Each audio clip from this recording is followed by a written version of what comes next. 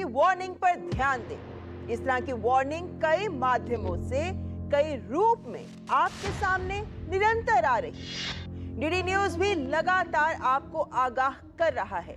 क्यों? क्योंकि ये एक जानबूझकर की गई डिजिटल रणनीति है जिसका मकसद है आपको गुमराह करना, अफवाहें फैलाना और देश में सौहार्द और आपसी विश्वास को कमजोर करना। नमस्कार, आप देख रहे हैं साइबर अलर्ट और आपके साथ मैं हूं ममता चोपड़ा।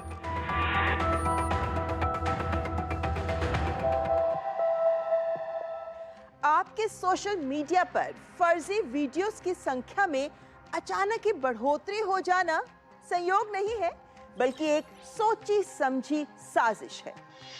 ऐसा नहीं है कि पहले ये हो नहीं रहा था, लेकिन फिलहाल पहलगाम हमले के बाद से इसमें जो बढ़ोतरी हुई है वो इस बात की ओर इशारा कर रही है कि गलत जानकारी और फर्जी पोस्ट के जरिए आपको भ्रमित करने का प्रयास निरंतर किया जा रहा है।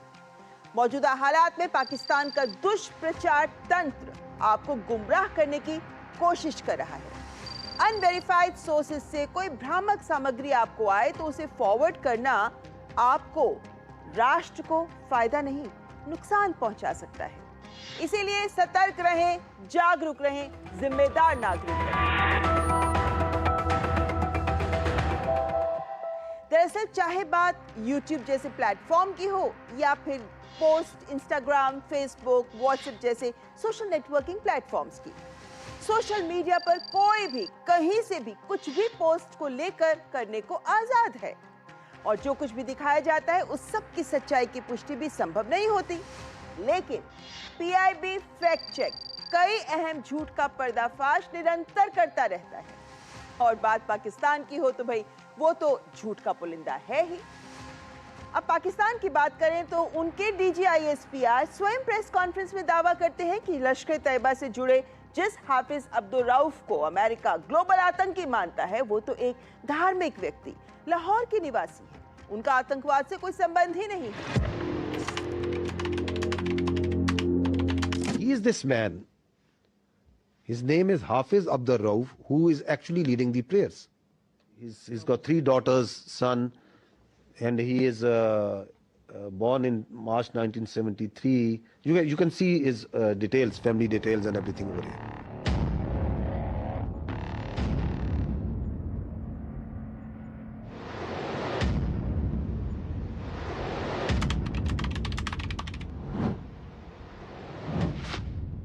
और तो और पाकिस्तान अपने ही नागरिकों को गुमराह करने के लिए एडिट किया गया भारतीय न्यूज चैनल का ही वीडियो सबूत के तौर पर पेश कर रहा था, जहां वो वास्तव में भारतीय वायुसेना द्वारा पाकिस्तान के एक एयरबेस को तबाह किए जाने की रिपोर्ट दिखा रहे थे। लेकिन इसे इस तरह से एडिट किया गया कि मानो नुकसान भारत का हुआ। Now I will show you another clip which will tell you the story. घबराहट एक तो लोगों की नजर आ रही है क्योंकि तमाम एयरबेस ध्वस्त होते हुए नजर आ रहे हैं, आग के गोले में बदले हुए नजर आ रहे हैं। सबसे ज्यादा जो चर्चा है वो ये कि जब आप अपने एयरबेस को नहीं बचा सकते तो जनता को क्या बचाएं। और जो वीडियो सामने आ रहे हैं उसमें पाकिस्तान की जो जनता है वो घबराहट एक तो लोगों की नजर आ रही है क्योंकि तमाम एयरबेस ध्वस्त होते हुए नजर आ रहे हैं, आग के गोले में बदले हुए नजर आ रहे हैं। सबसे ज्यादा जो चर्चा है वो ये कि जब आप अपने एयरबेस को नहीं बचा सकते तो जनता को क्या बचाएंगे। तो इस झूठ की फैक्ट्री पाकिस्तान को लेकर सोशल मीडिया पर यह भी अब तो कहा जाने लगा है कि भाई वक्त आ गया है कि PIB को पाकिस्तान का भी फैक्ट चेक कर लेना चाहिए, यानी जो दिखे उस पर आंख मूंद कर विश्वास ना करे।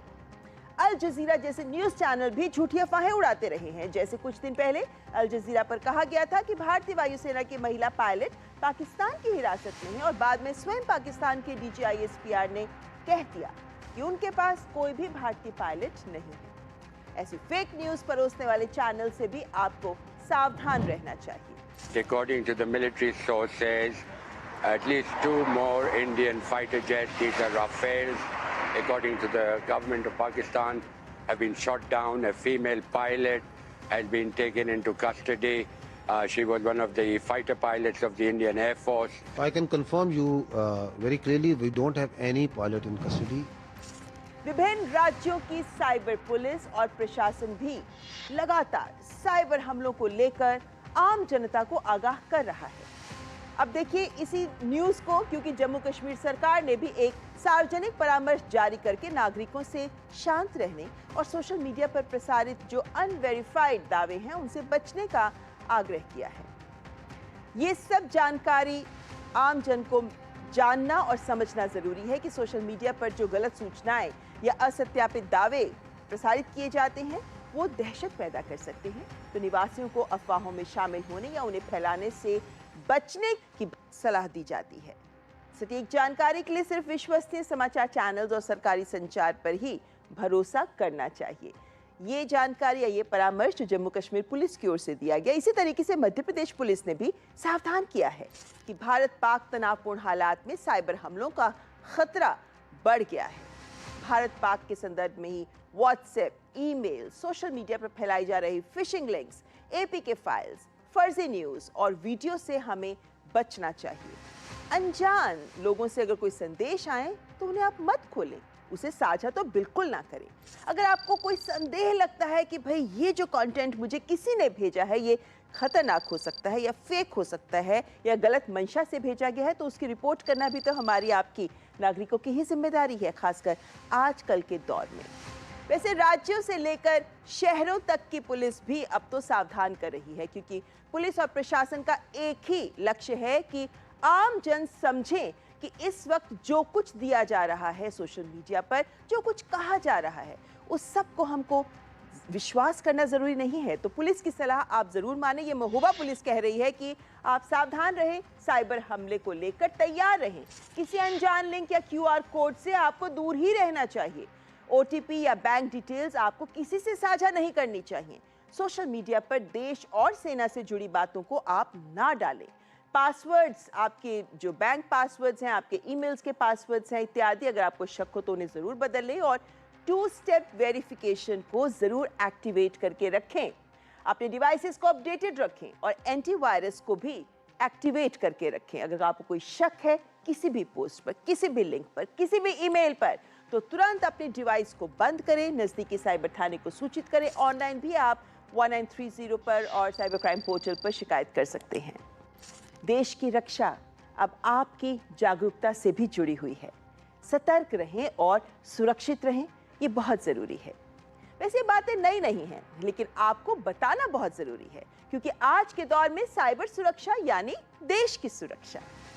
और रक्षा मंत्रालय के साथ साथ गृह मंत्रालय की ओर से भी साइबर दोस्त व्हाट्सएप पर वायरल किए जा रहे फेक मैसेजेस और वीडियोस को लेकर सावधान कर रहा है और कुछ कदम उठाने को लेकर भी कहा जा रहा है, जो मैंने आपको पहले भी कई बार बताया।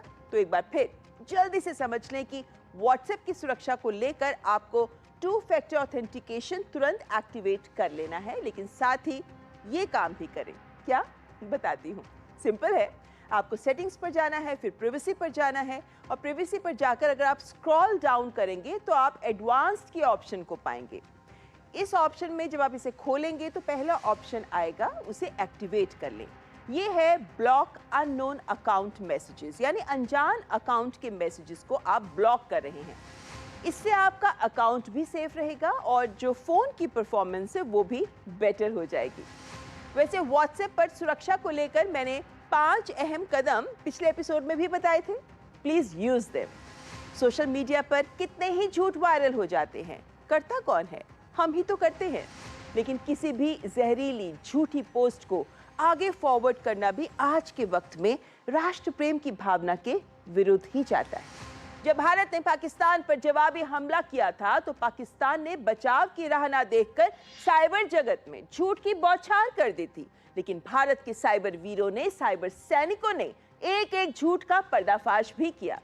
लेकिन अब आपको देखना है कि इस साइबर दुनिया में सच और झूठ की इस जंग में आप कितना और किस तरह का योगदान कर रहे हैं। हम देशवासियों को ये समझना बहुत जरूरी है कि ये वक्त अपने साइबर व्यवहार पर ध्यान देने का भी है। पहलगाम हमले में आतंक का शिकार सैन्य अधिकारी की पत्नी हिमांशी नरवाल द्वारा सामाजिक सौहार्द को लेकर दिए बयान को लेकर उन्हें जिस तरह से ट्रोल किया गया वो बेहद निंदनीय है। उन्हें अपशब्द कहे गए, धमकियां दी गई। इसी तरह ऑपरेशन सिंदूर की आवाज बने विदेश सचिव विक्रम मिस्री को भी भारत और पाकिस्तान के बीच सैन्य कार्यवाही रोकने पर सहमति की जानकारी देने पर ही न केवल ट्रोल किया गया बल्कि उनके परिवार को भी सोशल मीडिया पर निशाना बनाए जाने की शर्मनाक कोशिश देखने को मिली। इससे उपजे सवालों के जवाब हमें ही तो खोजने हैं। आप किस ओर खड़े थे? इससे ही आपके राष्ट्र प्रेम का सच सामने आ जाएगा, क्योंकि आज देश को सतर्क, सजग साइबर सिटीजन्स की जरूरत है, न कि ऐसे लोगों की जो इस तरह ट्रोलिंग के माध्यम से गलत साइबर व्यवहार को आगे बढ़ा रहे हैं और देश में सामाजिक सौहार्द का जो माहौल है उसे भी खराब कर रहे हैं। पिछले कुछ दिनों में हमारी देश की जो तरक्की देखी उसमें इतना गर्व हुआ कि एक दिन मैंने भी वर्दी पहनी थी। अपने देश प्रेम में हम सब एकत्रित हुए, लेकिन कुछ चीज़ें ऐसी हुई जिसमें बहुत दुख हुआ ये देख के कि हमारे में से कुछ लोग, चाहे वो अपने मिनिस्ट्री ऑफ एक्सटर्नल अफेयर्स की सेक्रेटरी हो, चाहे हमारी यंग बेटी जो विधवा बनी पहलगाम के गदर में, उसके पीछे पड़ गए, एक ट्रोल्स करते गए। क्या एक भारतीय होने की जिम्मेदारी हमने निभाई? एक रिस्पॉन्सिबिलिटी होती है, एक मैच्योरिटी होती है। हमें सोचना चाहिए, हम जब कोई चीज़ सोशल मीडिया में डालते हैं, जो मन में आया कह डाला, उसका नतीजा क्या हो सकता है दूसरे पे, उसके बारे में भी सोचना पड़ता है। We live in a world where information moves fast and so do our words. In a rush of opinions and reactions, let's not forget one simple truth. There's a human on the other side of the screen. Government officials, public servants, creators, they're all doing their jobs and often under immense pressure. Trolling is not accountability, insults are not feedback. Let's be cyber responsible and strive to be better citizens online, much as we strive to be offline. Social media एक खुला वैश्विक मंच है और इस मंच पर कोई भी व्यक्ति अपने विचार व्यक्त करने के लिए स्वतंत्र है, लेकिन वैचारिक आदान प्रदान की स्थिति में हमें हमेशा यह ध्यान रखना है कि राष्ट्र हमारे लिए सर्वोपरि है, राष्ट्र की सुरक्षा हमारी भी जिम्मेदारी है। अभी हाल में मई 2025 में आतंकवाद के विरोध में भारत की ओर से ऑपरेशन सिंदूर किया गया। ऑपरेशन सिंदूर से पहले और ऑपरेशन सिंदूर के बाद कुछ देश विरोधी मानसिकता वाले लोगों ने अपने कुविचार परोसने शुरू किए सोशल मीडिया पर। दुखद रहा कि कुछ लेखक लेखिकाओं ने भी बढ़ चढ़कर इसमें हिस्सा लिया। किसी के लिए सिंदूर शब्द पर आपत्ति थी तो किसी को लोकतंत्र खतरे में नजर आ रहा था। कोई इसे राजनीति से जोड़कर प्रश्न दर प्रश्न उछालने लगा सरकार के सामने। हमें यह ध्यान देना है कि जब हमारा राष्ट्र युद्ध या आतंकवाद जैसी चुनौती का सामना कर रहा हो, उस समय हम सभी भारतवासियों का यह दायित्व बनता है कि हम एकजुटता प्रदर्शित करें, हम संगठित होकर सोचें। कार्यक्रम में यहाँ रुकेंगे एक ब्रेक के लिए, लेकिन ब्रेक के बाद हमने आपसे जो बातें कही उनको लेकर ही हमने चर्चा की थी एक साइबर एक्सपर्ट से। इसी चर्चा को करेंगे आपसे साझा, लेकिन यहाँ वक्त एक ब्रेक का।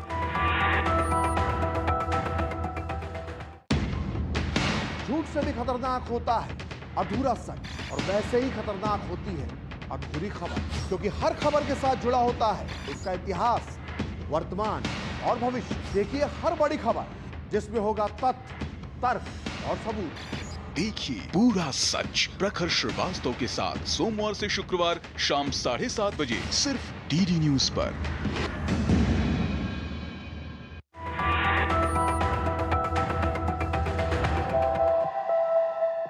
क्रिटिकल इंफ्रास्ट्रक्चर्स की साइबर सिक्योरिटी की इंपॉर्टेंस तो हमने आपके सामने रखी, लेकिन कैसे ये काम करती है, क्या बड़े उदाहरण जिनसे हम आप समझ सकें कि हमें भी देशवासी होने के नाते अपने देश के इन क्रिटिकल इंफ्रास्ट्रक्चर्स की साइबर सिक्योरिटी पर ध्यान देने के लिए क्या कुछ काम करना चाहिए।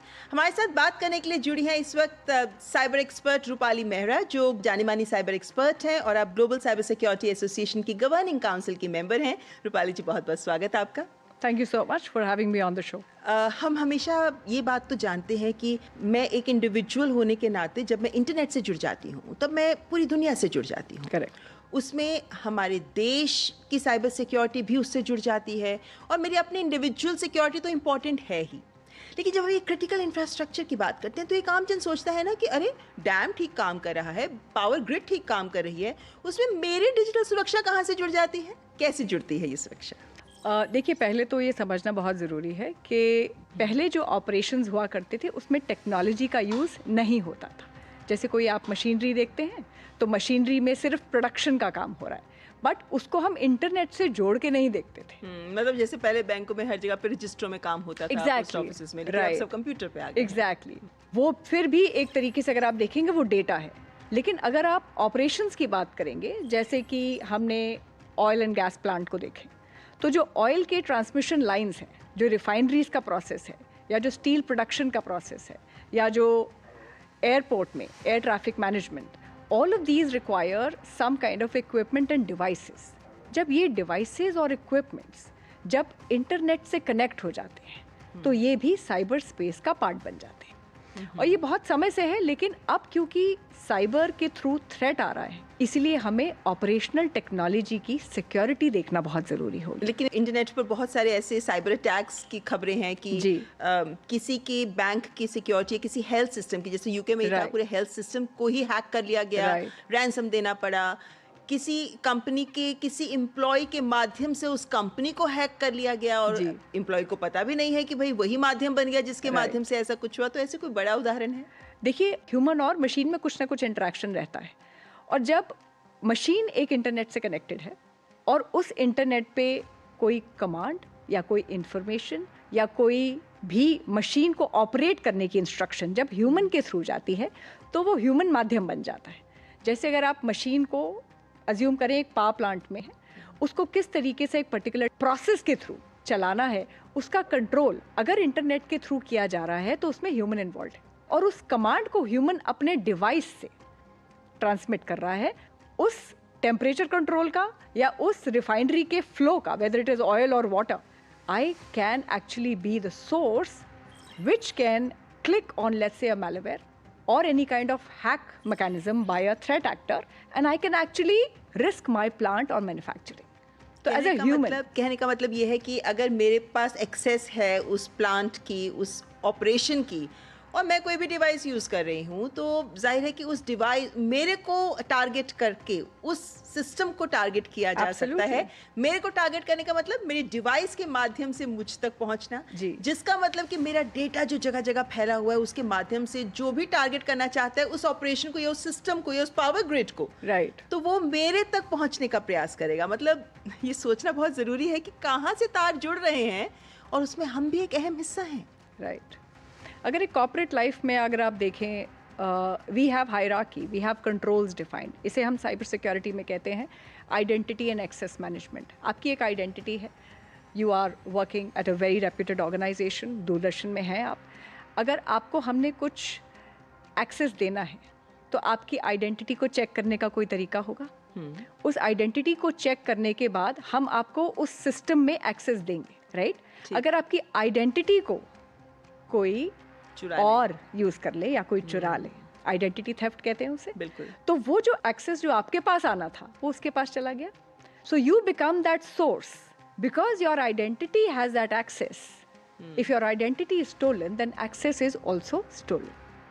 Somebody else is able to access the same system that you have access to. तो बहुत बार ये भी देखा जाता है कि हम बड़े ओहदे पर हैं, हमारे पास कंट्रोल्स हैं, लेकिन दरअसल वो कंट्रोल हमने अपने नीचे काम करने वाले लोगों को दिया है कि भाई ये काम है, रोज़ होना है, तुम करते रहो इसको, ये ईमेल है, तुम इसको यूज़ करते रहो, सारी इंपॉर्टेंट मेल्स इससे तुम भेजते रहो, पासवर्ड तुम्हारे पास दे दिया। लोग सोचते हैं कि पासवर्ड मेरे पास है, लेकिन पासवर्ड तो वो यूज़ कर रहा है। तो इसमें भी क्या खतरा होता है? ऐसा मेरा मानना है कि अगर हम रिस्पॉन्सिबली कोई टास्क कर सकते हैं तो हमें उसका एक्सेस या अथॉरिटी लेनी चाहिए। अदरवाइज हम अगर किसी और को डेलीगेट कर रहे हैं तो हमें उनकी भी आइडेंटिटी और उनके भी एक्सेस को कंट्रोल करना चाहिए। And with that also comes an idea of controlling your devices and controlling your network. देखिए, अगर आपके पास एक वाईफाई नेटवर्क है, आपकी ऑर्गेनाइजेशन ने आपको एक्सेस दिया है, वो उस वाईफाई को प्रोटेक्ट करने के लिए बहुत सारे मैकेनिज्म्स डिप्लॉय करेंगे। उनके उस कंप्यूटर पे पूरा प्रोटेक्शन रहेगा, उनके मोबाइल सिस्टम्स पूरे चेक होंगे, उनके नेटवर्क, होम नेटवर्क, वाईफाई सब चेक होंगे, right? But the moment you give this access to somebody else, maybe they do not have that many controls, right? यानी नीचे वाले किसी व्यक्ति को दे दिया और उनके पास तो एंटीवायरस भी आपने उनके मोबाइल पे इंस्टॉल नहीं करवाया, कंडीशन ही नहीं लगाया कि उनके सिस्टम पे भी एंटीवायरस होना चाहिए, तो आपके पास है कंट्रोल, लेकिन वो कंट्रोल किसी और के पास है, उनको टारगेट किया जा सकता है। राइट। तो हम ये अज्यूम करके चलें कि जो भी यूजर है उसकी प्रोटेक्शन, उसके डिवाइस की प्रोटेक्शन, उसके नेटवर्क की प्रोटेक्शन ज़्यादा ज़रूरी है versus the person in the position और अथॉरिटी।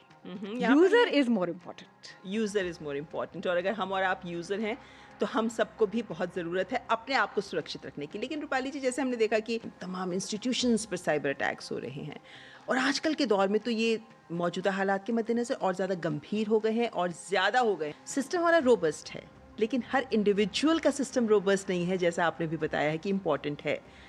हम अपने लेवल पर ऐसा क्या करें, अभी मौजूदा हालात में क्या सतर्कता बरतें अपने लेवल पर कि हम अपने क्रिटिकल इंफ्रास्ट्रक्चर से कहीं दूर से भी अगर जुड़े हुए हैं तो भी हम अपनी सुरक्षा को बनाए रखें। अगर आप इंफ्रास्ट्रक्चर की बात करें, किसी भी क्रिटिकल इंफ्रास्ट्रक्चर की, वो एक नॉर्मल ऑपरेशंस या इंफॉर्मेशन टेक्नोलॉजी के सिस्टम से बेहतर तरीके से मैनेज किया जाना चाहिए।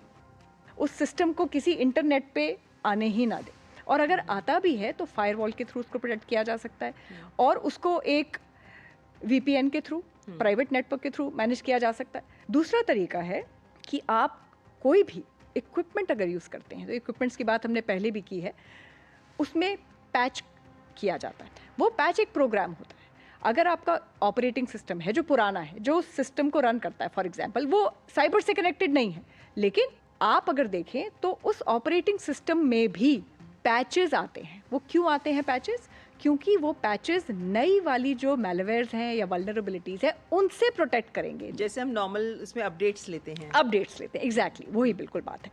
वो पैचेस बहुत ज़रूरी है। ये दूसरी चीज़ है, सो दैट जितने भी कल तक रिस्क आ चुके हैं वो तो कम से कम कवर्ड हो। बिल्कुल। हमने WannaCry वायरस के बारे में सुना था, उसके बाद सब सिस्टम्स ने, सब ऑपरेटिंग सिस्टम्स ने पैच निकाला था कि एटलीस्ट वो वाला थ्रेट अब आपके सिस्टम में ना आ पाए। So that is the second thing. Third thing is that we must understand कि हमारे जितने भी SCADA सिस्टम्स या और कोई जितने सिस्टम जो हमने पैच कर दिए, उसके बाद भी there is an understanding of human operations में। मोस्टली लोग मैकेनिकल इंजीनियरिंग के बैकग्राउंड से आते हैं। जब आप एक मेटलर्जी की फील्ड से आए हैं या मैकेनिकल फील्ड से आए हैं या नॉन टेक फील्ड से आए हैं, तो आपके लिए साइबर सिक्योरिटी को समझना और उस चीज़ के क्रिटिकल एस्पेक्ट को समझ के अपनी जो मैन्युफैक्चरिंग की या मेटलर्जी की नॉलेज है, उस चीज़ में टेक्नोलॉजी की नॉलेज जोड़ना, ये बहुत इंपॉर्टेंट एस्पेक्ट है। और इसीलिए आज के दौर में इस तरीके की ट्रेनिंग बहुत ज़रूरी है, because the training has been to operate machines, but when machines have become a cyber threat, that training was not given to them. उन इंस्टीट्यूशंस का क्या जहाँ पर आम जनता के साथ बहुत ज़्यादा इंटरेक्शन होता है? हॉस्पिटल्स की बात करें हम, स्कूल्स में बहुत सारी पॉपुलेशन होती है जो जुड़ी होती है, रेलवे स्टेशंस होते हैं, तो जहाँ पे आम जन का आना जाना बहुत होता है। अब हर व्यक्ति को तो आप टारगेट नहीं कर सकते, कंट्रोल नहीं कर सकते, ट्रेन नहीं कर सकते, चैलेंज बढ़ जाता है यहाँ। देखिए, उसमें जहाँ तक मेरा मानना है, उसमें हम रिस्क एक इक्विपमेंट को शायद ना पहुंचा पाएं, बिकॉज हमारे पास एक्सेस ही नहीं है। लेकिन अगर आप लेट्स से हॉस्पिटल में हैं, तो आप ज़्यादा से ज़्यादा क्या कर सकते हैं? आप ये कह सकते हैं किसी को कि अरे सर, मेरी रिपोर्ट नहीं लाया मैं आपको टेस्ट करवाने के लिए, आपने देखने के लिए बोला था, डॉक्टर से मेरी मीटिंग है, सर्जरी है मेरी, तो मैं पेन ड्राइव में मेरी रिपोर्ट है सर, यहाँ से आप ले लीजिए। और डॉक्टर ने आपकी पेन ड्राइव ली और अपने कंप्यूटर पर लगा दी, लेकिन डॉक्टर का कंप्यूटर हेल्थ केयर सिस्टम के इंटरनेट में कनेक्टेड है, उस नेटवर्क में। अगर आपकी पेन ड्राइव पे कोई वायरस है, तो आपने वो वायरस शायद डॉक्टर की और हेल्थ केयर सिस्टम की इंफ्रास्ट्रक्चर पे अपलोड कर दिया, आपको पता ही नहीं। But I think we are not aware कि किसी भी सिस्टम में कोई भी टेक्नोलॉजी का कोई भी छोटे से छोटा टूल, वो आपका कैमरा है या आपकी पेन ड्राइव है या आपने अपना लैपटॉप कनेक्ट कर दिया, किसी भी टेक्नोलॉजी के डिवाइस के थ्रू, एंड पॉइंट जिसे हम कहते हैं, कहीं से भी आप कोई भी इंफ्रास्ट्रक्चर में वायरस इंसर्ट कर सकते हैं, कंडीशन आपको वो एक्सेस दिया जा रहा है। अब देखिए, इस केस में जैसे मैंने आपको बताया, मुझे अपनी रिपोर्ट प्रिंट करनी थी, मैंने हॉस्पिटल के सर्वर में अपनी पेन ड्राइव को या किसी प्रिंटर में पेन ड्राइव को डाला और मैंने अपनी प्रिंट कर ली रिपोर्ट। बट क्या वो प्रिंटर जो हॉस्पिटल में लगा है या क्या वो कंप्यूटर जो हॉस्पिटल के नेटवर्क में लगा है, क्या वो उनके क्रिटिकल इंफ्रास्ट्रक्चर को भी कनेक्टेड है?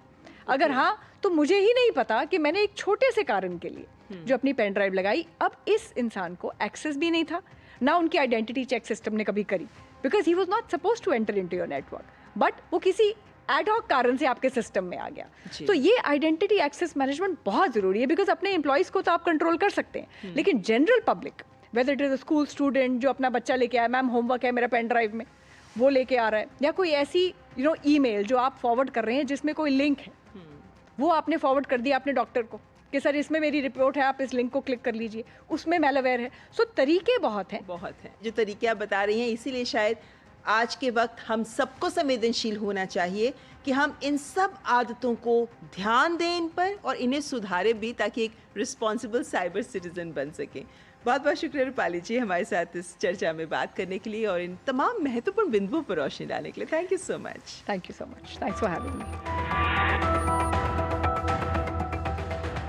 तो देखा आपने कि कैसे आंख की साइबर सुरक्षा है देश की सुरक्षा। तो अगर आपको अपनी राष्ट्र निष्ठा दिखानी है तो बहुत जरूरी है कि आप सोशल मीडिया पर यानी साइबर की दुनिया में बहुत ही सतर्क रहें। जो नियम आपको बताए हैं, जो व्यवहार आपको बताया है, जो साइबर दुनिया में आज के दौर में आपको दिखाना चाहिए, उन सब को फॉलो करें। जो पुलिस कह रही है, जो प्रशासन कह रहा है, उन सब नियमों का ध्यान रखें। यानी हमें अपनी कुछ आदतें छोड़नी होंगी।